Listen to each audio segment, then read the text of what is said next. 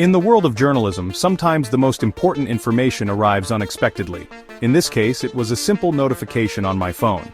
I had been added to a Signal group chat. The group's name, Houthi PC Small Group, immediately piqued my interest.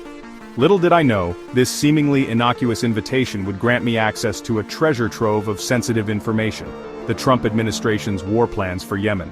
My initial reaction was a mixture of confusion and disbelief.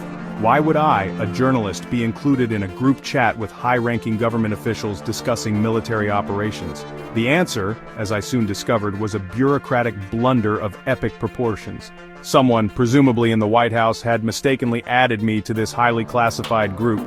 As I began to scroll through the messages, the gravity of the situation became clear.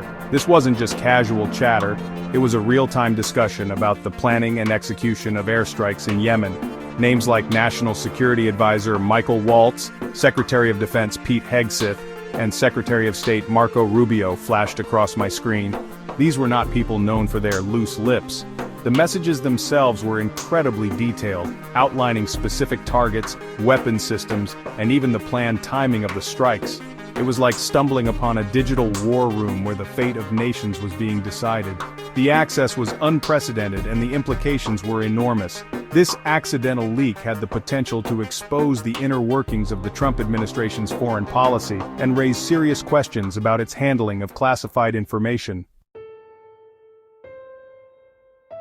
The Signal Group wasn't just a platform for sharing operational details, it also revealed the internal disagreements and power struggles within the Trump administration. The messages painted a picture of a White House divided on the best course of action in Yemen. Some officials, like Secretary of Defense Hegseth, were hawkish, advocating for swift and decisive military action against the Houthis. They argued that delaying the strikes would only embolden the rebels and risk further attacks on American interests. Others, like Vice President J.D. Vance, expressed reservations about the potential economic fallout and the need to secure greater support from European allies. Vance, known for his more cautious approach to foreign policy, urged his colleagues to consider the broader geopolitical implications of military intervention in the region.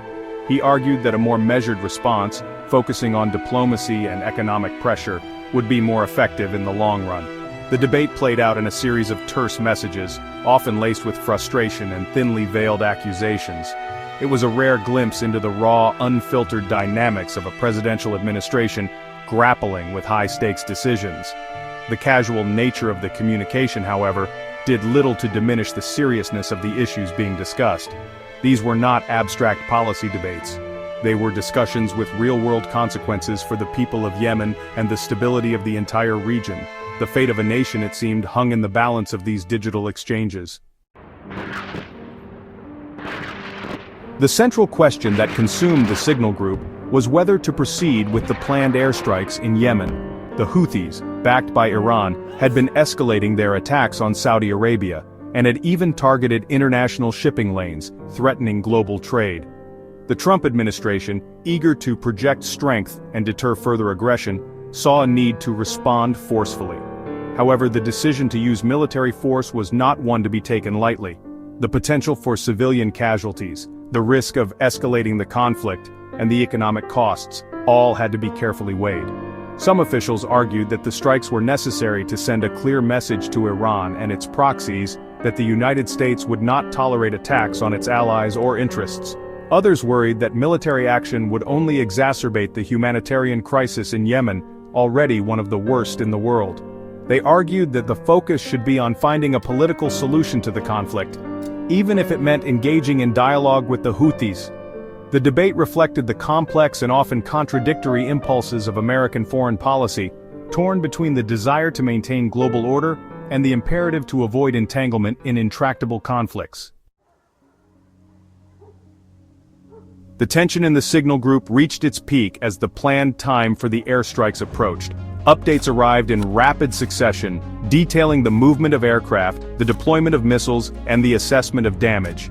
I watched in real time as the Trump administration's words were translated into action, the consequences of their decisions playing out on a distant battlefield. The realization that I was witnessing a pivotal moment in history, albeit through the lens of a smartphone, was both exhilarating and unsettling. It was a stark reminder of the power of information, and the responsibility that comes with it. The aftermath of the leak was swift and predictable. The White House, scrambling to contain the fallout, confirmed the authenticity of the Signal Group and my inadvertent inclusion. They downplayed the significance of the leaked information, claiming that it posed no threat to national security. However, the incident raised serious questions about the judgment and competence of those entrusted with the nation's secrets. The use of an encrypted messaging app for official business, especially for discussions involving classified information, was a clear violation of protocol and potentially illegal.